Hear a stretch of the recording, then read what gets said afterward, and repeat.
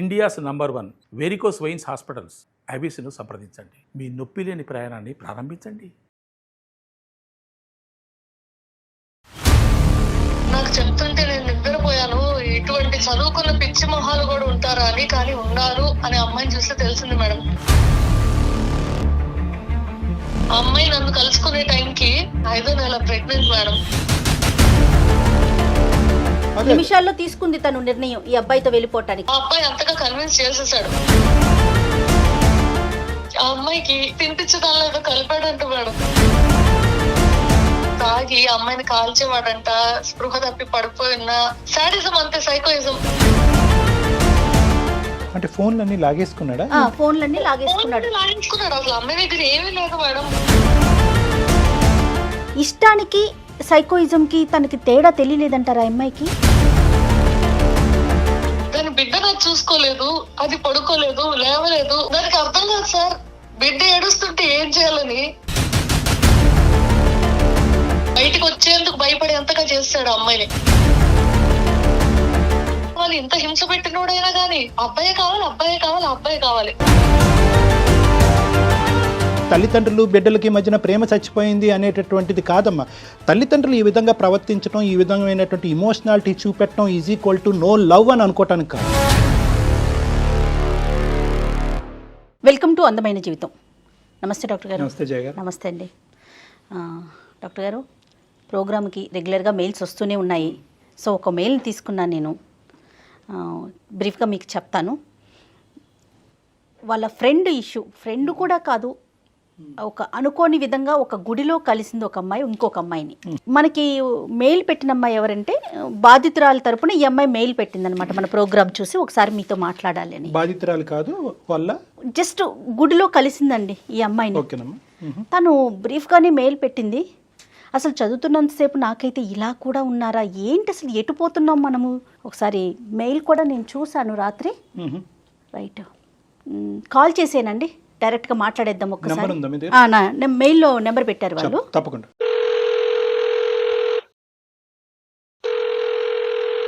Hello hello, Deepa అండి మాట్లాడేది? అవునండి. అవును అవును, నేను జయానండి, అందమైన జీవితం ప్రోగ్రామ్ నుంచి కాల్ చేస్తున్నాను. ఓకే మేడం, చెప్పండి. మాట్లాడొచ్చండి? మాట్లాడొచ్చు మేడం. రైట్, మీ మెయిల్ చూసానండి రాత్రి. ఓకే. చాలా అంటే చదువుతున్నంతసేపు అసలు నాకు ఏంటిది ఇది ఇలా కూడా జరుగుతూ ఉంటుందా అని అనిపించిందండి. నిజంగా చెప్తున్నాను దీప గారు. ఓకే. సో నాతో పాటు ఇప్పుడు డాక్టర్ గారు కూడా ఉన్నారు, కళ్యాణ్ గారు. నమస్తే సార్. ఒక్కసారి మెయిల్లో నాకు పెట్టిన విషయాన్ని బ్రీఫ్గా మాట్లాడండి. Okay madam. నమస్తే సార్. అమ్మా దీప, నమస్తే అమ్మా. అల్లారు ముద్దుగా పెరిగిన అమ్మాయి జీవితం ఈ రోజు నాశనం అయిపోయింది సార్. ఎటువంటి పరిష్కారం లేదు అనుకునే సమయంలో నేను ఈ ప్రోగ్రామ్ చూసి ఏమైనా ఆసరా, ధైర్యం దొరుకుతుందేమో అని మీకు మెయిల్ చేశాను సార్. తప్పకుండానమ్మా, ప్రయత్నం చేద్దాం. సార్ చెప్పండి. ఏమైందంటే ఒక రోజు నేను బాబా గుడికి వెళ్ళాను సార్ ఎప్పటిలాగా. తిరిగి వస్తుంటే ఒక అమ్మాయి అక్కడ కూర్చొని ఏడుస్తుంది. గుడిలో ఏడ్చే వాళ్ళు ఎవరైనా జెన్యున్ కాస్తనే ఏడుస్తారనే ఉద్దేశంతో నేను వెళ్ళి ఆమెని ఓదార్చడానికి ప్రయత్నించాను మేడం. ఇంకా ఆమె మనసులో ఎంత వేదన ఉందో, ఏం బాధ ఉందో తెలియదు. నేను ఎవరో తెలియదు, నా ముఖం కూడా చూడలేదు, అసలు నన్ను చూడలేదు, నా ఆకారాన్ని చూడలేదు. నన్ను నీళ్ళు కళ్ళలో నిండిపోయినా ఆమె నన్ను పట్టుకొని వదిలిపెట్టకుండా ఏడుస్తూనే ఉంది. ఏ సంబంధం లేని నాకు కూడా అయ్యో ఏంటి పిచ్చి పిల్లలా ఏడుస్తుందని ఒక నిమిషం నేను ఆమెను ఓదార్చే ప్రయత్నం కూడా చేయలేదు. ఏడవని అనుకుని ఎంతకీ ఏడవపోయేసరికి నేను కదిలిస్తే నాకు ఒక్కసారి మీ ఫోన్ కావాలని చాలా తపనతో ఫోన్ కోసం అంత తప్పించే వాళ్ళని చూడాలి. ఫోన్ కావాలంటే ఇంకా నేను వెంటనే ఇచ్చేసాను. ఫోన్ చేసుకుంది. వాళ్ళ నాన్నగారు అనేసరికి అమ్మాయి పోన్లే వాళ్ళ నాన్నతో మాట్లాడుతుందని నేను పక్కకు వచ్చి నిలబడ్డాను. నాన్నతో మాట్లాడుతుంది కదా అని. ఆ తర్వాత వాళ్ళ నాన్నగారు నాతో మాట్లాడతా అనేసరికి ఆయన నన్ను చాలా ప్రాధాన్యంగా దీనంగా బ్రతిమాలుకున్నారు. అమ్మ మీరు ఎక్కడున్నారు ఒక్కసారి చెప్పండి, నాకు ఆ లొకేషన్ పంపండి చాలు అని. సరే నేను పంపాను మేడం. ఎక్కడున్నారు ఏంటి అని ఇద్దరం మీరు ఇక్కడే ఉంటారా అని కనుక్కొని వెళ్ళిపోయాను.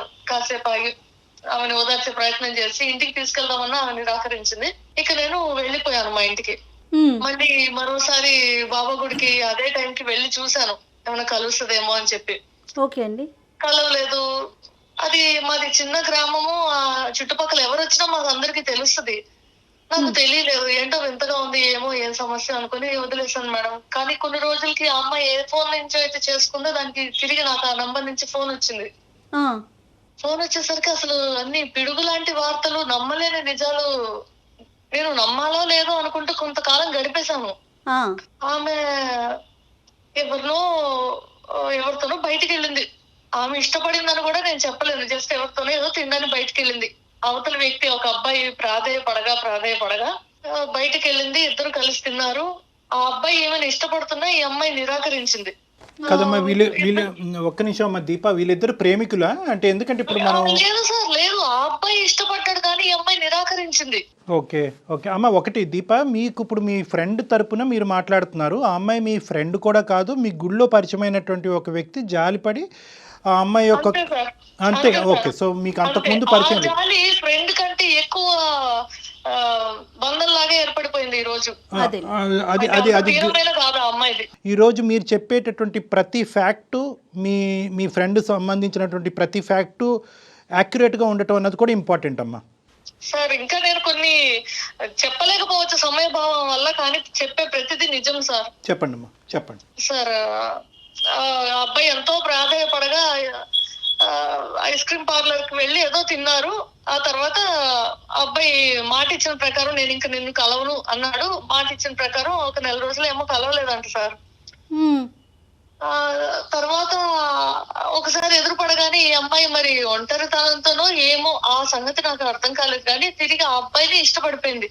ఓకే అండి. చాలా అంటే చాలా అపర కోటేశ్వరులు అని చెప్పాలి మేడం అమ్మాయి వాళ్ళు. అమ్మాయి వాళ్ళు. ఓకే, వయసు ఎంత ఉంటుందండి అమ్మాయికి దీప? 22 ఉంటాయేమో మేడం. మీరు గుళ్ళో చూసినప్పటికీ? అవును. ఓకే అండి. ఇది కరోనా ముందు ఎప్పుడో జరిగిన సంగతి మేడం. ఉహుం, ఓకే. ఆ తర్వాత ఇద్దరు ఇష్టపడ్డారు. పెద్దలు ఒప్పుకునే పరిస్థితి లేక, వాళ్ళకి ఒప్పించేటువంటి స్తోమత, జాబ్ ఇటువంటివి ఏమీ లేక వెళ్ళిపోయారు. వెళ్ళిపోయిన తర్వాత ఆ అబ్బాయి ఏదో ఉద్యోగం కోసం వెతుక్కుంటాను, నువ్వు ఫోన్ పక్కన పెట్టు, మీ అమ్మ నాన్న వాళ్ళు మనల్ని ఎలాగైనా పట్టుకుంటారు, నాకు ఉద్యోగం వచ్చే వరకు నువ్వు కాస్త ఓర్చుకో, ఒక చిన్న గది మారుమూల ప్రాంతానికి వెళ్దామని చెప్పి ఏవో చెప్పేసి ఆ అమ్మాయిని ఇంట్లో ఉంచాడు. నువ్వు బయటకు వస్తే నిన్ను పట్టేసుకుంటారు, వెళ్ళిపోతారు.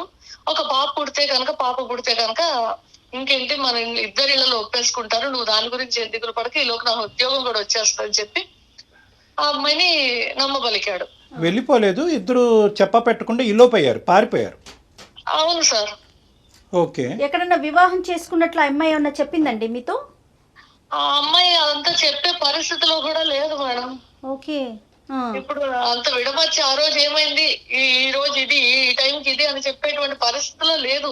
ఓకే, తను చూస్తే మీకు ఏమన్నా అనిపించిందా? పోతుంటే నేను అర్థం చేసుకున్నాను కొన్ని మాటలు, అలా ఉంది. కాదు దీప, ఇప్పుడు అమ్మాయిని చూడగానే మనకు అర్థమవుతుంది కదా, పెళ్ళయింది అవ్వలేదు అనే విషయం తెలుస్తూ ఉంటుంది కదా, అట్లా మీకేమన్నా తోచిందా? లేదు మేడం, పెళ్లి చేసుకోలేదని అనిపించింది నాకు. రైట్. ఓకే, తర్వాత ఏం జరిగిందండి? తర్వాత నాకు చెప్తుంటే నేను నిద్రపోయాను. ఇటువంటి చదువుకున్న పిచ్చి మొహాలు కూడా ఉంటారా అని, కానీ ఉన్నారు అని అమ్మాయిని చూస్తే తెలిసింది మేడం. మీ అమ్మ నాన్న కనిపెడతారు కాబట్టి నువ్వు ఈ గదిలో ఉండంటే ఆ అబ్బాయి మీద ప్రేమతో ఉండిపోయింది. తర్వాత నా జీవితం ఏంటి, వాళ్ళు కనిపెట్టకపోయినా నేను చదువుకున్న చదువుకు అర్థం ఏంటి, నేను వెలుగు చూస్తున్నానా, ఎండను చూస్తున్నానా, లోకాన్ని చూస్తున్నానా, ఎక్కడున్నానో అని తెలుసుకోకుండా అమ్మాయి ఉండిపోయిందంట. ఈ అమ్మాయి ఒక్క నిమిషం దీప, ఈ అమ్మాయి చదువు బ్యాక్గ్రౌండ్ ఏంటమ్మా? చూస్తుంటే ఎలా అనిపిస్తా ఉంటది? ఈ అమ్మాయి చదువుకున్న అమ్మాయి సార్, చదువుకున్న అమ్మాయి. ఓకే, చదువుకున్న అమ్మాయి నెంబర్ 1. నెంబర్ 2 ఏంటంటే లోకజ్ఞానం ఉందమ్మా ఈ అమ్మాయికి? అంటే కొద్దిగా చాలా చాలా తెలివైన అమ్మాయి, లోకజ్ఞానం ఉంది. ఎప్పుడన్నా సోషల్ మీడియాలో యాక్టివ్ గా ఉండేది, ఎప్పుడైనా టెక్నాలజీ కూడా పరిచయం ఉంది అమ్మాయి. ఓకే, ఇంకో క్వశ్చన్ అమ్మా, వాళ్ళ పేరెంట్స్ బాగా స్ట్రిక్ట్ అనో లేదంటే బంధించి ఇంట్లో పెట్టారనో, చిన్నప్పటి నుంచి స్వేచ్ఛ లేదనో కాబట్టి ఈ అబ్బాయి నచ్చి వెళ్ళిపోయినట్టుగానో అదేమన్నా చెప్పిందా ఈ అమ్మాయి? అటువంటిది ఏం లేదు సార్. ప్రేమ రాహిత్యం గాని, ఇంట్లో స్ట్రిక్ట్ గా ఉంటారని గాని, డబ్బులు లేక గాని, అసలు అమ్మాయికి ఏది కావాలంటే అది, అల్లారు ముద్దుగా పెరిగిన అమ్మాయి, గారాబం అంతా ఇంత కాదు. సో అమ్మాయికి నచ్చినవన్నీ వచ్చినాయి ఎక్సెప్ట్ ఈ అబ్బాయి తప్ప. అవును అవును సార్. ఈ అబ్బాయి కూడా ఒప్పుకునే వాళ్ళేమో, అంత డబ్బులు ఉన్నోళ్ళు కూతురు ఎందుకు కాదనుకుంటారు సార్. నిమిషాల్లో తీసుకుంది తను నిర్ణయం ఈ అబ్బాయితో వెళ్ళిపోవటానికి. అవును, ఆ అబ్బాయి అంతగా కన్విన్స్ చేసేసాడు. అదేలేండి. ఓకే, తర్వాత ఏం జరిగిందండి? తర్వాత మేడం అసలు ఆ అమ్మాయి చెప్తుంటే నేను కొంతకాలం నమ్మాలా వద్దని ఉండిపోయాను. ఏంటంటే ఆ అమ్మాయి బయటికి రాలేదు, ఆ అబ్బాయి బయటికి వెళ్ళి ఏం కావాలో అన్ని చూసుకొని తనకు కావాల్సినంత వరకు డబ్బులు, తిండి, మందు అన్ని తెచ్చుకొని రూమ్ కి వచ్చి హ్యాపీగా బిందాస్ ఎంజాయ్ చేసి ఈ అమ్మాయి గురించి ఏం పట్టించుకోకుండా, తల్లిదండ్రులు మిస్ అయిన అమ్మాయి ఎంత బాధగా ఉంటుంది, ఆమె బాధల గురించి కూడా ఏం ఆలోచించకుండా కేవలం ఒక వస్తువులాగా ట్రీట్ చేసి ఇంకా చెప్పలేనండి బాధలు ఆ అమ్మాయికి చూపించాడు. ఆ అమ్మాయి నన్ను కలుసుకునే టైంకి ఏం చెప్పాలి, 5వ నెల ప్రెగ్నెంట్ మేడం.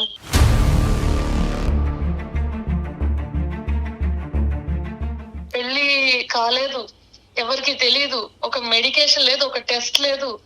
My God. కడుపులో పిండం పెరిగింది అంతే, తిండి కూడా లేకుండా. ఇంకా త్రాసుడు వచ్చి తాగి అమ్మాయిని కాల్చేవాడంట, స్పృహ తప్పి పడిపోయిన సాడిజం అంతే, సైకోయిజం. అటువంటి చేసిన పనులు ఏమి చెప్పకూడదేమో మేడం.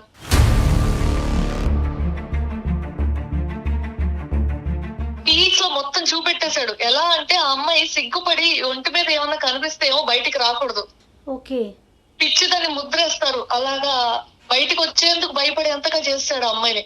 నలుగురిలో మొహం చూపించలేరు కదా మేడం. అవును అవును. మొహం మీద కాల్చినా, కొట్టినా, దెబ్బలు ఉన్నా ఏమైనా ఎవరైనా అడిగితే ఏమో సమాధానం చెప్తారు. కాబట్టి ఎవరికి మొహం తనే చూపించుకోలేని విధంగా తనని తయారు చేసేసాడు. Okay. Contact with our parents అమ్మ, అమ్మాయి ఎటువంటి ప్రయత్నం చేయలేదా వాళ్ళ పేరెంట్స్ తో? అంటే ఇంత లిటరలీ ఇది కిడ్నాప్ కిందే వస్తుంది, అంత ఇష్టమై వెళ్ళినా కూడా. అవును సార్, ఆ రోజు 5 నెలల బయటికి తెలిసింది, అంటే బయటికి తెలిసేంత కడుపు వచ్చింది. డాక్టర్ దగ్గరికి వెళ్ళలేదు కాబట్టి బయటికి తెలిసేంత కడుపు వచ్చి తనకు అన్ని సూచనలు తెలిసాక నేను ప్రెగ్నెంట్ అని ఆ అబ్బాయికి చెప్పి బాబా దీవెనైనా తీసుకుందాము, గుడికి వద్దాము అని చెప్పి వచ్చిందంట. కాదు, ఇంత టార్చర్ పెట్టేటటువంటి ప్రయత్నం చేసినప్పుడు అంటే బేసికలీ ఇక్కడ ఏంటంటే ఇనీషియల్గా ఆ అమ్మాయి ఇష్టపడి వచ్చింది కాబట్టి అది కిడ్నాప్ కింద రాదు, అది ఇష్టపూర్వకంగానే వచ్చిందని అనుకోవటానికి లేదు. ఎప్పుడైతే కనుక ఈ అమ్మాయి టార్చర్ అనేటటువంటిది ఫేస్ చేస్తుందో, బయటపడేటటువంటి ప్రయత్నాన్ని కూడా అతన్ని ఆపుతున్నాడో, ఆటోమేటిక్గా అది కిడ్నాప్ కింద వస్తుంది. ఎందుకు ఈ అమ్మాయి వాళ్ళ పేరెంట్స్తో కాంటాక్ట్ చేయలేదు, ఎందుకు ఈ 5 నెలలు బట్టి ఇంట్లోంచి బయటకు రాలేదు, వీటన్నిటికి ఏమంటదమ్మా అమ్మాయి? సార్ మాది ఒక కుగ్రామం, నైట్ అయితే ఎవరైనా వస్తే కూడా తెలిసిపోయేంత పక్క పక్కన ఉంటాయి ఇల్లు.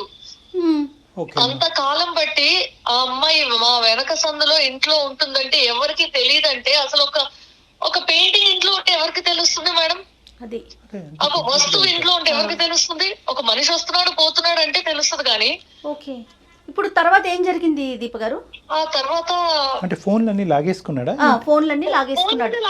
అసలు అమ్మాయి దగ్గర ఏమీ లేదు మేడం. ఆడవాళ్ళకి కావాల్సిన మినిమం నెలకి ఏం అవసరం ఉంటాయి అవి కూడా లేదంటే చూడండి. కాదు డాక్టర్ గారు, ఇష్టానికి సైకోయిజంకి తనకి తేడా తెలియలేదంటారా అమ్మాయికి? అంటే ఈ అమ్మాయి నేను ఇష్టపడుతున్నాననే మాట కన్సిస్టెంట్గా చెప్తుందమ్మా ఈ అమ్మాయి. అవును సార్, ఇష్టపడింది. ఆ అబ్బాయి చెప్పిన ప్రతిదీ నమ్మింది. ఓహో నాకు ఇప్పుడు బాగా పుట్టేస్తే మా అమ్మ వాళ్ళ ఇంటికి వెళ్తే నమ్మేస్తారు, ఒప్పేసుకుంటారు, మా వివాహాన్ని మా బంధాన్ని అంగీకరిస్తారు అనేటువంటి అబ్బాయి ఏదైతే చెప్పాడో అది నమ్మేసింది. వాడి తరపున మీరు ఒక ప్రశ్న అడుగుంటే ఇందాక జయ గారు, వాడికి ఇష్టపడుతున్నాడు అంటే కనుక ఇక్కడ ఇష్టం ప్రేమ అనేటటువంటి మాటలకు మీనింగ్లెస్ లేదు. కేవలం వాడి ఉద్దేశం ఏంటంటే ప్రేమ లూప్లోకి దించి ఈ అమ్మాయిని ఏదో చేసి కిడ్నాప్ చేసుకుని తీసుకెళ్లి బలవంతంగా కడుపు చేస్తే కనుక సచ్చినట్టు ఎంత డబ్బున్న తల్లిదండ్రులు అన్నా కూడా దిగి వస్తారు అనేటటువంటి ఆలోచనతో వేసినటువంటి పన్నాగం. ఎంతో అతను ఏమనుకున్నాడో అది చేసి చూపించాడు. ఆ అమ్మాయి కదా ఇబ్బంది పడతా ఉంది, మోసపోతుంది ఆ అమ్మాయి. కానీ ఈ అమ్మాయి ఈ రోజులు ఇలా కూడా ఉన్నారా డాక్టర్? అయ్యో ఖచ్చితంగా. నేను అదే చెప్పాను, నాకు మెయిల్ చూసినప్పుడు నాకు అర్థం కాలేదు అసలు. తర్వాత ఏం జరిగింది దీప? ఒక రోజు నేను ఫోన్ తీసుకున్నాను, తిరిగి నాకు ఫోన్ వచ్చింది కదా, అప్పుడు వాళ్ళ నాన్నగారికి నేను లొకేషన్ షేర్ చేశాను కదా, వాళ్ళ నాన్నగారు అర్ధరాత్రి పూట వచ్చారంట. వచ్చి కొంతమందిని తీసుకొని ఆ లొకేషన్ కి వచ్చి తలుపులు కొట్టి ఎక్కడ ఉన్నారు కనుక్కొని వాడిని చిత్తగొట్టారంట. మంచి పని చేశారు, సూపర్. చిత్తగొట్టి ఇంక చచ్చిపోతాడు అన్న టైంలో అర్ధరాత్రి కాబట్టి వీళ్ళ చేతికి చిక్కకుండా ఎటో దాక్కుని ఎటో పారిపోయాడంట మేడం. ఓకే. ఆ అమ్మాయిని ఇంటికి తీసుకెళ్లిపోయారంట. మరుసటి రోజు ఒక ఇల్లు ఖాళీగా ఉంది, అక్కడ ఎవరు లేరు. చూస్తేనేమో అంతా లోపల అసలు మనుషులు ఉండదగిన ఇల్లు కాదు అనే విధంగా ఉంది. ఒక బందికాన అంతే. బందికాన కరెక్ట్. బందికాన ఇక్కడే ఉంది అని అందరికి ఊర్లో నిర్గాంతపోయారు. మీరు కలిసిన ఎన్ని రోజులకి ఇప్పుడు పేరెంట్స్ వచ్చి వెనక్కి తీసుకెళ్లారు? కలిసిన కొన్ని రోజులకే సార్. 5 నెలలు ప్రెగ్నెంట్. ఓకేనా? 5 నెలలోనే వచ్చి తీసుకెళ్లారు. ఓకే, అక్కడి వరకు అమ్మాయి అనుకోవడానికి లేదు సార్. అసలు నిప్పుల్లో పడిన అమ్మాయి పెనం మీద నుంచి అయ్యో. తీసుకొని వెళ్ళారు. అంతా సమస్య పోయి ఉంటుంది అనుకుని నేను ఆ నంబర్ సేవ్ చేసుకోలేదు, వదిలేశాను. ఓకే. మళ్ళీ నేను ఎప్పుడు కాంటాక్ట్ చేయడానికి ప్రయత్నించలేదు. ఆ తర్వాత నుంచి నా చదువు, నా ఉద్యోగం ఏంటో నేను నా పనిలో బిజీ అయిపోయాను మేడం. అయితే కొంతకాలానికి ఆ నంబర్ నుంచి నాకు తిరిగి ఫోన్ వచ్చింది. నువ్వు నాకు హెల్ప్ చేసాను అనుకుంటున్నావు కదా బాబా సాక్షిగా, ఇప్పుడు నేను ఒక మాట చెప్తాను, నువ్వు కాదనకూడదని ముందే బాబా మీద ఒట్టేయించుకుంది. సరే, కష్టంలో ఉన్న అమ్మాయికి మనం ఒట్టేస్తే ఏం పోతుందిలే అనే ఉద్దేశంతో, అది దేవుడి సాక్షిగా అంటుంది, సరే నేను ఓకే అన్నాను. నీకేం కావాలన్నా నేను చేయడానికి సిద్ధంగా ఉన్నాను, ఓకే అని చెప్పి మాట ఇచ్చేసాను. మాట ఇచ్చాక అసలు కథ చెప్పడం మొదలు పెట్టింది. అక్కడ వాళ్ళ అన్నయ్య, చెల్లి, అమ్మ, వాళ్ళ నాన్న కోటీశ్వరులు అని చెప్పాను కదా మేడం, దేశాలు తిరుగుతుంటారంట. ఓకే. ఆయన ఎప్పుడైతే బయటికి వెళ్ళారో, ఆయన ఉన్నప్పుడు అంతసేపు నటించి ఇంకా బయటికి వెళ్ళాక కొట్టుడే మేడం. అయ్యో రామ. అంటే వాళ్ళ ఉద్దేశం ఏంటంటే, ఈ బిడ్డని మేము పెంచలేము, తండ్రి ఎవరికో చెప్పలేము, కనీసం నువ్వు చచ్చిపో, నీ బిడ్డ చచ్చిపో. కన్న తల్లి చెల్లికి పెళ్లి కావాల్సిన చెల్లి ఉంది, నీ మూలాన్ని ఇప్పుడు నేను ఏం చేయాలి, నేనేం సమాధానం చెప్పాలి, నా కోడలు నా ముందు ఇప్పుడు నన్ను అడిగితే నిలదీసేదానికి నేనేం సమాధానం చెప్పాలి. వాళ్ళు సమాజం గురించి ఆలోచించారే గానీ బిడ్డ భవిష్యత్ ఏమైంది, జీవితం ఆల్రెడీ నాశనం అయిపోయింది అనేది వాళ్ళకి తట్టలేదు మేడం. ఆ తర్వాత నా దగ్గరికి పరిగెట్టుకుంటూ వచ్చేసింది అమ్మాయి.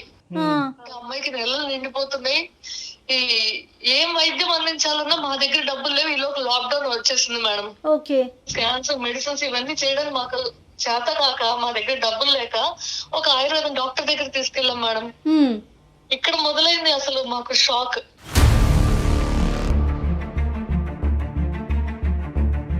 ఆ అమ్మాయికి వాడు తినేదాన్ని తినిపించేదాన్ని ఏదో కలిపాడంట మేడం.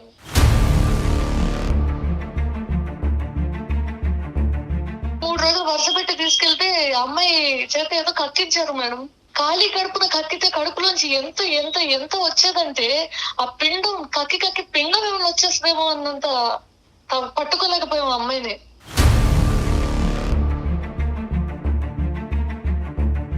మీ దగ్గరకు వచ్చినా కూడా అతని గురించి ఆలోచించేదండి, పేరెంట్స్ గురించి ఆలోచించేదా? అసలు పేరెంట్స్ బాధ పెట్టారనేది తప్ప, నాకు అబ్బాయి కావాలి, ఇంత హింస పెట్టినోడైనా గానీ అబ్బాయిని ఏం నిన్నిచ్చేది కాదు. అబ్బాయి కావాలి. ఒక హిస్టీరిక్ పేషెంట్ కి కక్కాక తగ్గిపోయింది మేడం. ఏమైనా గుర్తున్నాయమ్మా ఆవిడకి? గతంలో జరిగినటువంటి సంఘటనలు అవన్నీ గుర్తున్నాయా ఈ కక్కిన తర్వాత? సార్, కానీ వెర్రి విపరీతం పిచ్చి వాడు కావాలనేటువంటి ఆ విపరీతమైనటువంటి తత్వం అయితే లేదు, ఆ విపరీతమైనటువంటిది లేదు. వయసుకి మించినటువంటి భారాన్ని నువ్వు మోస్తున్నావు కదా సార్. మా ఇంట్లో ఎన్ని మాటలు అంటుంటారో మీరు ఊహించగలరా సార్? అదే అంటే నువ్వు ఎందుకు ఇట్లా చేస్తున్నావు అంటే, రేపు నువ్వు చేస్తే కూడా ఇటువంటి విధంగా మేము ఓకే అని చెప్తాం అనుకుంటున్నావు అని చెప్పేసి ఒకనొక సందర్భంలో అయితే సార్ నన్ను ఇంట్లోంచి కూడా బయటికి గెంటేశారు సార్. కానీ నేను అమ్మాయికి నిలబడ్డాను. కారణం ఏంటంటే, నా ఆరోగ్యం బాగుంది, నా మనస్థితి బాగుంది, నేను ఒక ఆడపిల్లని. ఇంకా ఉద్యోగాలు చేయకుండా పూర్వం ఎలా అయితే ఇళ్లలో కూర్చున్నారో అలా ఉండడమే ఉత్తమం అనిపిస్తుంది మేడం. బయటికి రావాలంటే భయం వేస్తుంది దాని కథ విన్నాక. నేను మిమ్మల్ని కోరుకునేది ఒకటే, ఈ కార్యక్రమం ద్వారా అందరికీ ఒక అవేర్నెస్ అనేది రావాలి. ఇష్టం లేకపోతే నిరాకరించే హక్కు మాకు లేదా సార్? ఖచ్చితంగా ఉంది దీప. వాడిని ఏం చేస్తే తిరిగి దీని జీవితం బాగుపడుతుంది సార్. అమ్మా దీప, ఇది చాలా దారుణమైనటువంటి పరిస్థితి, మాకే ఎంతో ఇదిగా ఉంది. అలాంటిది నువ్వు ప్రత్యక్షంగా ఇది చూసిన తర్వాత నువ్వు ఎలా ఫీల్ అవుతున్నావు అన్నది మాకు అర్థం అవుతుంది.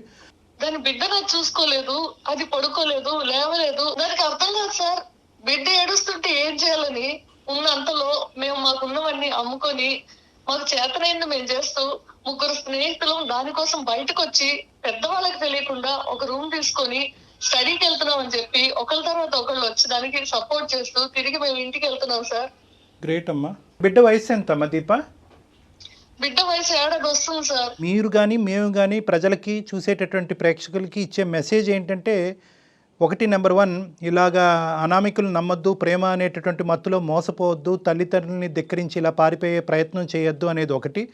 రెండోది ఏంటంటే కనుక, మీరు చెప్పేటటువంటి వర్జన్ బట్టి ఇలా విషపూరితమయ్యేటటువంటి పదార్థాలు తీసుకోవటం వల్ల మీ మైండ్ మీ కంట్రోల్లో ఉండదు, మీ బాడీ మైండ్ యాక్సెస్ కట్ అవుతుంది, మీరు ఏం చేస్తున్నారో కూడా తెలియదు అన్నది రెండోది.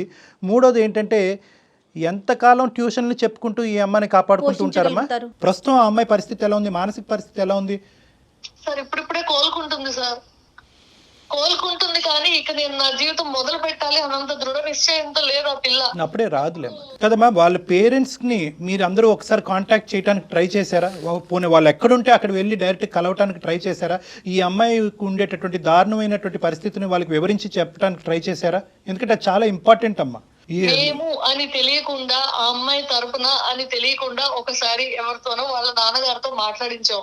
అసలు ఆ అమ్మాయి ఉందని రికగ్నైజ్ చేయట్లేదు, తిరిగి ఆహ్వానించడానికి వాళ్ళు సిద్ధంగా లేరు సార్. కానీ ఈ అమ్మాయితో మీరు ఎప్పుడైనా అడిగారా అతని పేరెంట్స్ ఎక్కడ, అసలు అతను ఏం చదువుకున్నాడు, అతని బ్యాక్గ్రౌండ్ ఏంటి, అదేమన్నా చెప్పిందండి ఈ అమ్మాయి? పిచ్చిదానికి ఏమీ తెలియదు మేడం. మీరేం కోరుకుంటున్నారమ్మా? అంటే ఈ అమ్మాయి ఫస్ట్ నేను కోరుకునేది ఒకటి, నేను ఎంతవరకు తప్పు చేశాను, ఎంతవరకు దానికి నేను అన్యాయం చేశాను అనేటువంటి స్టేజ్ లో నా ఫ్యామిలీ నన్ను తీసుకొచ్చింది. నువ్వు అస్సలు గిల్ట్ ఫీల్ అవ్వద్దమ్మా. నువ్వు ఒక చాలా చాలా గొప్ప పెద్ద మనసుతో, ఎటువంటి స్వార్థం లేకుండా, ఒక మానవతా దృక్పథంతో ఏ మనిషి కూడా ఇంకో మనిషికి ఈ స్థాయికి హెల్ప్ చేయనటువంటి విధిగా హెల్ప్ చేసావు, అందులో డౌటే లేదు. మంచితనం ఇంకా మిగిలి ఉంది అని చెప్పడానికి మీరే ప్రత్యక్ష ఉదాహరణ దీప. ఎగ్జాక్ట్లీ. ఎక్కడ గిల్టీగా ఫీల్ అవ్వద్దు ఈ విషయానికి ఆ విషయంలో మీరు గిల్టీగా ఫీల్ అవ్వద్దమ్మా. కానీ సార్ అయితే నాకు చిన్న సహాయం చేయండి సార్. ఇక పైన నేను వేయబోయే అడుగు రైట్ ఇటువంటి గిల్ట్ నాకు కలగకుండా ఉండే విధంగా ఏమైనా మీరు సలహా ఇవ్వండి సార్. చాలు. నేను నీ స్థానంలో ఉంటే కనుక I will always try and bond this girl back to her parents. ఇది గుర్తుపెట్టుకో అమ్మా. ఇంతవరకు ప్రేమ చూపెట్టినటువంటి తల్లిదండ్రులకి ఇప్పటికీ ప్రేమ మిగిలుంటాదా అంటే కనుక బహుశా అది కరెక్ట్ కాదేమోనమ్మా. తల్లిదండ్రుల ప్రేమ అనేటటువంటిది ఎప్పటికీ పదిలంగా ఉంటుంది. అప్పుడు జరిగినటువంటి ఆ ట్రామాటిక్ సిచ్యువేషన్లో ఒక ఉన్నతమైనటువంటి కుటుంబం ఈ అమ్మాయి ఇంట్లోంచి పారిపోవటమే కాకుండా ప్రెగ్నెంట్ అయ్యి ఇంటికి వచ్చిందా అనేటటువంటి ఒక భయంకరమైనటువంటి మానసిక పరిస్థితిలో సహించలేక ఆ విధంగా ట్రీట్ చేసి ఉంటారు. అది వాళ్ళకి జీర్ణించుకోవడానికి చాలా టైం పట్టుంటుంది. కానీ వాళ్ళు ఎక్కడుంటారో తెలుసుకోండి. సో ఫస్ట్ ఈ ఇష్యూ ఏదైతే ఒక మానవతా దృక్పథంతో మీరు మొదలు పెట్టారో దీనికి ఒక ఎండ్ పాయింట్ మీరు పలకగలిగితే కనుక ఆటోమేటిక్గా మీ పేరెంట్స్ ఓకే జరిగితే ఏదో జరిగింది, నువ్వు మీ ఆ అమ్మాయిని ఆ విధంగా యాక్సెప్ట్ చేసావు, ఆ అమ్మాయికి ఒక దారి చూపెట్టి బయటకు పంపించావు కాబట్టి నిన్ను మళ్ళీ మేము యాక్సెప్ట్ చేస్తున్నాం అంటే. తల్లిదండ్రులు ఈ విధంగా ప్రవర్తించడం, ఈ విధమైనటువంటి ఇమోషనాలిటీ చూపెట్టడం is equal to no love అని అనుకోవటానికి కాదు.